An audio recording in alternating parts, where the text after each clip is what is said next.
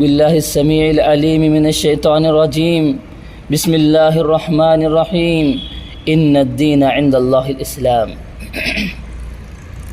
تمام قسم کی تعریفات وحدہ لا شریک خالق کائنات مالک ارض و سما کے لیے ہیں، اور لاکھوں کروڑوں درود و سلام ہو اس ہستی مقدس پر جن کا نام نامی اسم گرامی محمد صلی اللہ علیہ وسلم ہے۔ وہ ذات مطہرہ کہ رب العزت نے جنہیں رحمت کائنات بنا کر بھیجا اور جن کے ذریعے پوری کائنات کی ہدایت اور رہنمائی کا بندوبست فرمایا۔ محمد صلی اللہ علیہ وسلم اس کائنات میں اللہ کے آخری پیغمبر، آخری نبی اور آخری رسول بنا کر بھیجے گئے۔ رب کائنات نے آپ کے ذریعے اہل کائنات کو ان کی ہدایت اور ان کی رہنمائی کے لیے ایک مکمل ضابطۂ حیات، ایک مکمل نظام زندگی عطا کر کے بھیجا۔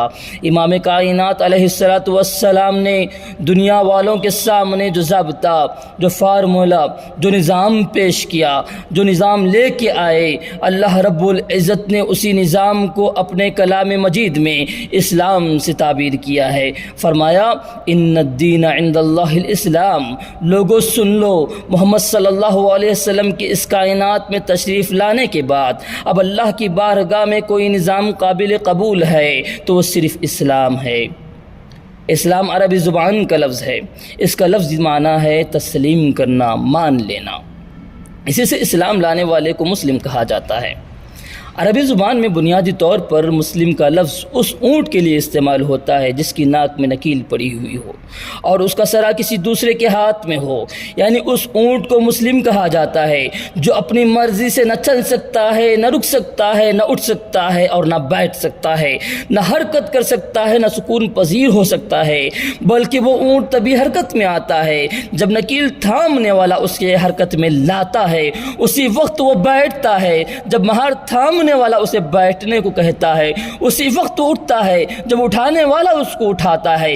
اس لفظ کو اس شخص کے لیے استعمال کیا گیا جس نے محمد رسول اللہ صلی اللہ علیہ وسلم کے لائے ہوئے دین کو نظام حیات تسلیم کر لیتا ہے۔ اس کا معنی یہ ہے کہ اس شخص نے اپنے آپ کو کسی ایسے نظام کے تابع کر دیا جس کی باغ ڈور، جس کی نکیل اس کے ہاتھ میں نہیں ہے، بلکہ اس نظام کے بھیجنے والے رب العالمین کے ہاتھ میں ہے، یا اس نظام کے لانے والے محمد رسول اللہ صلی اللہ علیہ وسلم کے ہاتھ میں ہے۔ ایک مومن، ایک مسلمان وہاں بیٹھتا ہے جہاں اللہ اور اس کے رسول اسے بیٹھنے کا حکم دیتے ہیں، اس جگہ رکتا ہے جہاں اللہ اور اس کے رسول اسے رکنے کا حکم دیتے ہیں۔ ایک مسلمان کی موٹی سی تعریف ہے، اور اس طرح کے انسان کو جس نے اپنے خواہشات کو اللہ اور اس کے رسول کے حکم کے تابع کر دیا ہو اس کو مسلمان کہا جاتا ہے۔ محمد رسول اللہ صلی اللہ علیہ وسلم نے اسی طرف اشارہ کرتے ہوئے فرمایا تھا لا یؤمن احدکم حتی یکون ہواہ تبعا لما جئت بہ۔ کوئی شخص اس وقت تک مومن کہلانے کا حق نہیں رکھتا جب تک کہ وہ اپنے خواہشات کو میرے حکم کے تابع نہیں بنا لیتا۔ مومن وہ ہے جس کی اپنی کوئی مرضی نہ ہو، بلکہ اس نے اپنی خواہشات کو کچل کر اپنی مرضی کو مکمل طور پہ ختم کر کے اسے اللہ اور اس کے رسول کے تابع بنا دیا ہو، وہ شخص مومن ہے۔ اور جو شخص اپنی خواہشات کی پیروی کرتا ہے، اپنی مرضی سے زندگی گزارتا ہے، اللہ اور اس کے رسول کی باتوں کو نہیں مانتا، وہ شخص مومن اور مسلمان کہلانے کا حق بھی نہیں رکھتا۔ احزاب کی آیت نمبر 36 کو اٹھا کر پڑھیں آپ۔ وما كان لمؤمن ولا مؤمنة إذا قضى الله ورسوله أمرا أن يكون لهم الخيرة من أمرهم۔ مومن وہ ہے جن کا اللہ اور اس کے رسول کے مقابلے میں کوئی اختیار باقی نہیں رہتا۔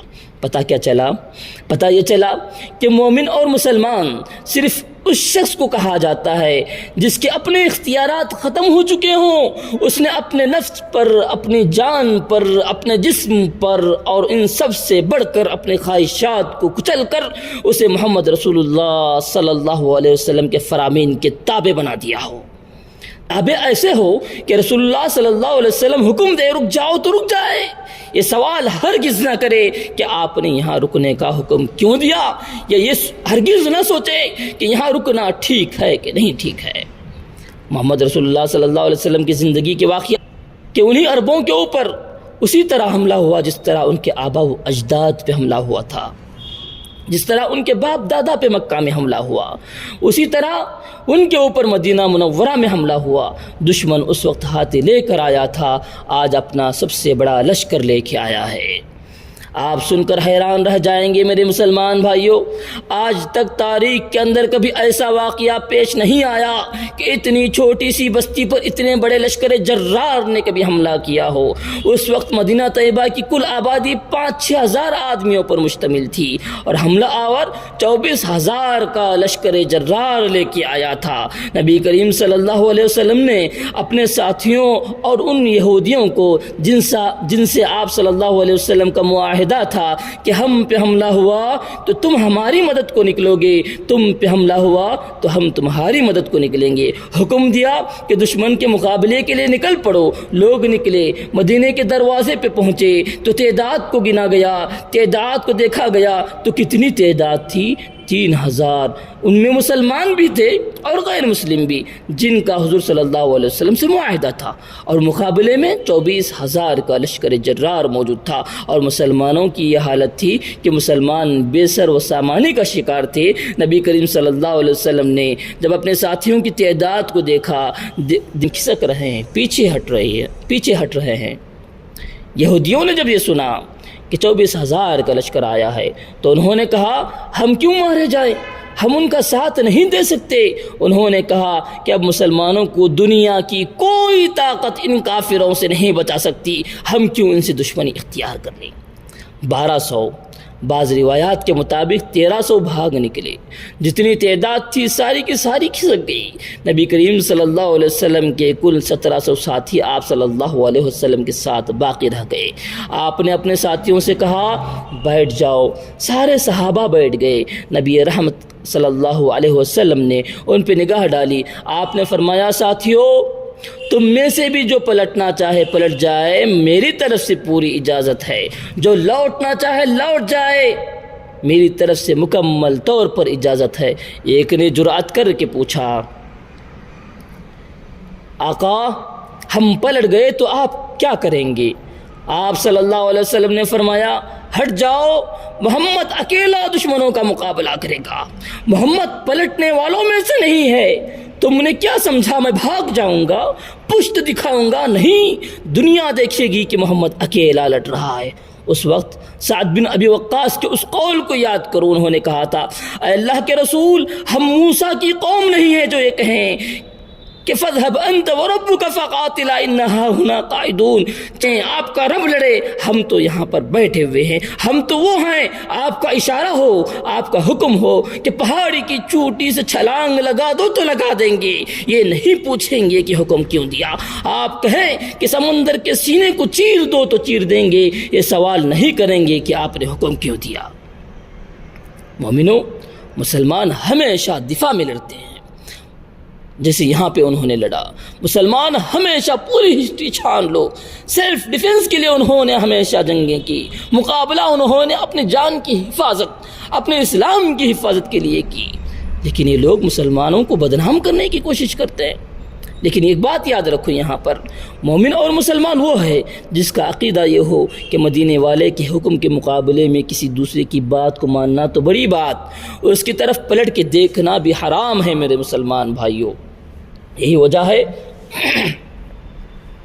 کہ نبی کریم صلی اللہ علیہ وسلم نے کہا کہ کوئی نبی بھی میرے بعد آ جائے، میرے آ جانے کے بعد اس کا حکم بھی نہیں چل سکتا، اور ہم مسلمان کہلانے والے امتیوں کی بات کو نبی کے مقابلے میں کیسے پیش کر سکتے ہیں؟